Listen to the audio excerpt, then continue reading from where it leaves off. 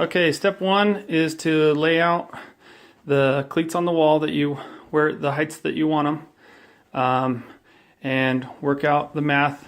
Basically, the part that the mattress is going to sit on is going to be 1 inch above this, and then the mattress is 8 inches.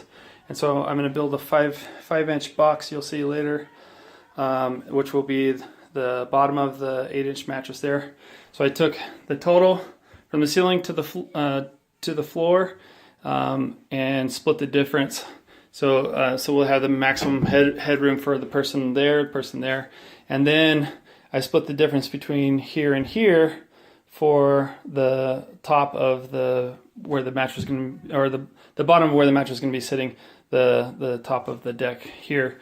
So these, on this particular room, I wanted 1.5 inch overlap because the support beam, or the support tube, metal tube, will come up here 1.5 inches. So I didn't want any corners sticking out. You'll see that later also.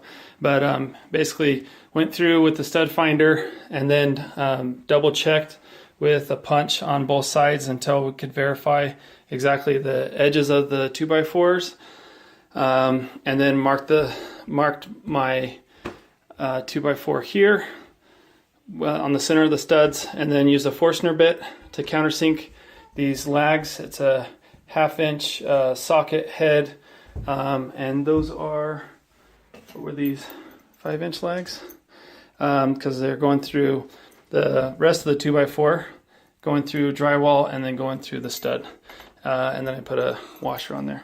So did that on all those two, and on this one, and I still have this last one. And here, you want to come grab the camera?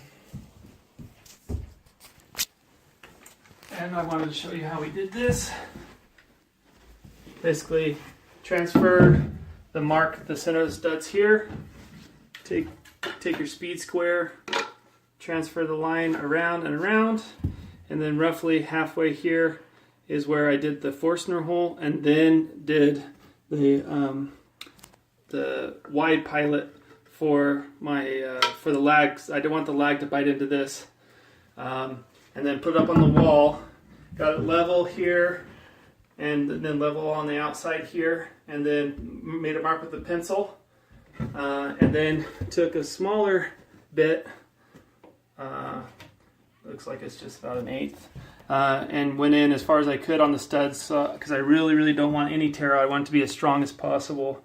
We're going to be putting a lot of pressure on those. So let me grab my lags.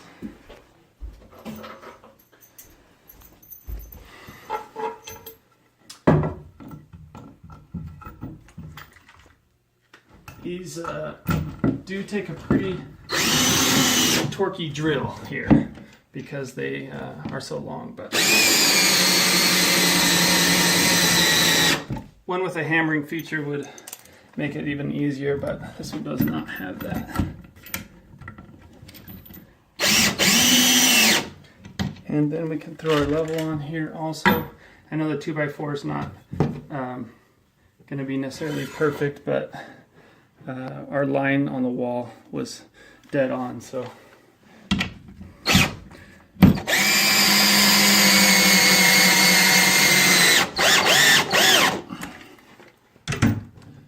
Looking good there, and we're good here.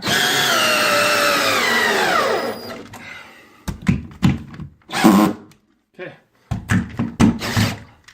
that's it. So now that we've got our cleats in the wall, I went out 40 inches, because the mattress was 39. I figured it'd give an extra inch to play with on the sides there. And then this comes out 73.5. The mattress is 75, so it's going to hang over a little bit, but I really didn't want any overlap on these two, the corners that will be closest to me. I wanted them to butt up to either side of my main support tube. But anyway, these will hold lots and lots of weight like this. The shear force on those legs is insane compared to any kind of force that would be for just pulling it straight out of the wall. The shear force is much stronger anyway. All right, we'll update you when we start working on the... All right, so we're in the grubbies today because we're gonna be welding and cutting metal and stuff. But got my 4 pieces. I just had to chop saw through the metal wheel in there and cut 45s. You just gotta measure twice and cut once on those because you don't want to mess up a piece of angle. But this was inch by inch by 3/16 I think it was, and ended up out of a 20-foot piece had 1 foot left over. So we're gonna get these clamped up, squared up, and weld them.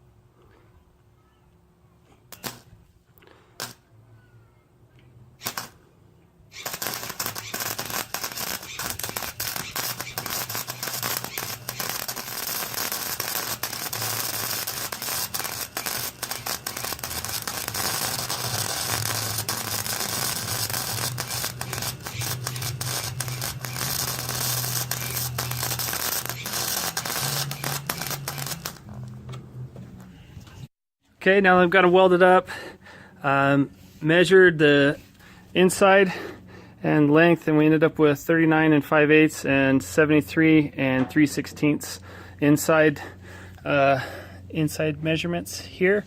So we cut the first piece of OSB. This is almost 3/4. They do a crazy fraction at Lowe's, but anyway, basically 3/4. And drops in there, have about 1/8 of an inch lip around the edge, and then got to knock the corners off so that the tack welds can fit in there. But anyway, got the second one. I just popped the chalk line, the red lines here, and got my little skill saw straight edge. It's like a T-square you can adjust. So we'll rip those and then just use the grind wheel on the corners to knock the corners off so they'll drop down in. But we'll show you what comes next. All right, here's an update. So we got the OSB cut perfect to drop down inside the angle. It's flipped over right now. And I went around, put a little bit of WD-40, and then center drilled and then drilled through. And right now we're gonna drop in, no, not that side, just along those 2 edges. Okay. So along these 2 edges, we're going to drop in some of these metal screws. Package looks like this, just from Lowe's. Stop moving. Some metal screws. Before I did that, I laid down a bead of construction adhesive. You can kind of see it under there, like liquid nails or whatever. But then we're going to put screws in along those 2 edges, and then along these 2 edges, those are going to be on the cleats in the bedroom where they're going to be going, and I'm going to put in some drywall screws into those cleats, and I'll sandwich the metal, the construction adhesive, and the wood all sandwiched to the cleat. So I will update once we're in the room for that. One last thing here is, so the side that's not going to be on the cleats gets the screws, but these holes that are going to go for the drywall screws, in order to know where the hole in the metal is, because it's going to be flipped over, I took a smaller bit and just drilled through the board. That way on the top we can see the holes. And then also you notice like I didn't do right down the middle, I kind of came in a little bit because the cleat is going to be like this wide anyway, and be able to get my screwdriver in between the wall, and just to get more meat on everything, including the OSB. You want to make sure and come toward the edge a little bit. But really the construction adhesive is going to be doing the hard work here, and the screws just going to be holding it in place as far as these go. And then these screws are going to be sandwiched to the cleats, and so they're going to be doing a lot of work. But anyway, we'll show you. Okay, so we got it up in place. This is the one we just brought up. And we've got these screws here. Here's the box, just from Lowe's. And then, see what I was talking about pre-drilling these. Otherwise it'd be hard to know where the holes in the metal are. So we're just gonna sink those in all the way around. And then I got my son down here in case we got any of the liquid nails squeezing out. We don't want it to drip on the carpet because Mom would not be happy. All right, that went right in. And you see I have this corner supported here. I was just making sure that there was no sag here in the middle, and it's pretty strong. I'm impressed by the angle iron and the OSB together. I'm not going to need any cross bracing, and I'm happy with it. It's only an inch platform. Try seeing any other bunk beds on YouTube or the internet that's 1 inch. And you can see once I get I'm going to put that 1.5 inch tube in here, and what I'm going to do is bring this up till it's level, and then make a mark underneath that, underneath both of those two edges, and that'll be where my tube goes. And then I'm going to weld a support block under there and figure out a way of attaching it. And last thing to do is I'm going to build a 5-inch riser box under here, pretty much even with that mop board there, and that'll be the platform for the bottom bed. But you see that they overlap in the middle, and it's hard to tell, but they'll overlap about 1.5 inches for that pipe, so we don't have any corners sticking out for someone to bust their forehead on. All right, sorry if there's wind noise and the neighbor's dog's barking, but this is how I'm setting up the box. So it turns out I had these roughly 8-inch strips off of the full piece of my OSB, and so I figured I'll just, rather than ripping them down to 5 inches, I'll just keep them to 8. So I cut some pieces of 2x4, and then I also used some of the end pieces off the OSB, cut another couple 8-inch strips, and then this is how I'm jigging it up. Just a couple clamps, and then put 3 drywall screws in each side, and then anyway, then I'll build a crisscross in the middle for support that'll be collapsible, but then the top board will basically screw into the top of these 2x4s, and we'll go to that. All right, there's this part. So I just took some, ripped it the same height as these, and then cut a slice almost all the way through, and then just flip them over on each other. Makes a good strong support. And then built the box in, put a couple here and here just to keep the sides from bowing in this way or bowing out that way. Okay, so let's stand it up. So you can see I ran a router around this edge so that it wouldn't be annoying. And anyway, so I think it'll paint up all right. It's not going to be the prettiest thing in the world, but it's all right. All right, we're going to take it upstairs, put it in place. Okay, here they are in place. Bottom box, and the upright 1.5 inch tube comes up.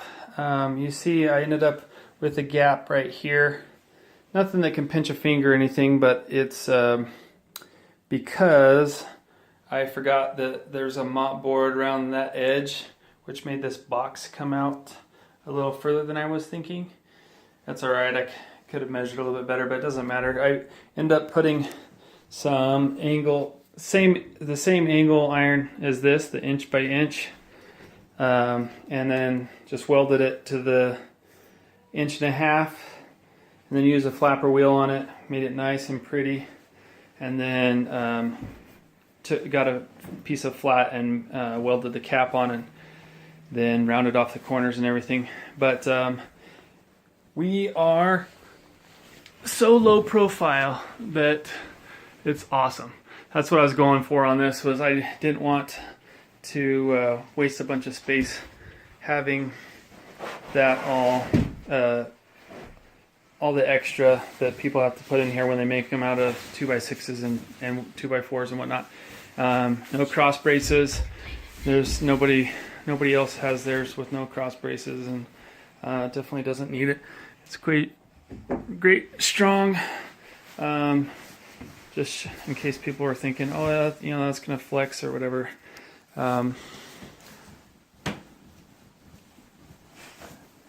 Plenty strong. Once you get a real mattress on, they distribute the weight better and everything. But we'll get them painted up, and then we'll show you the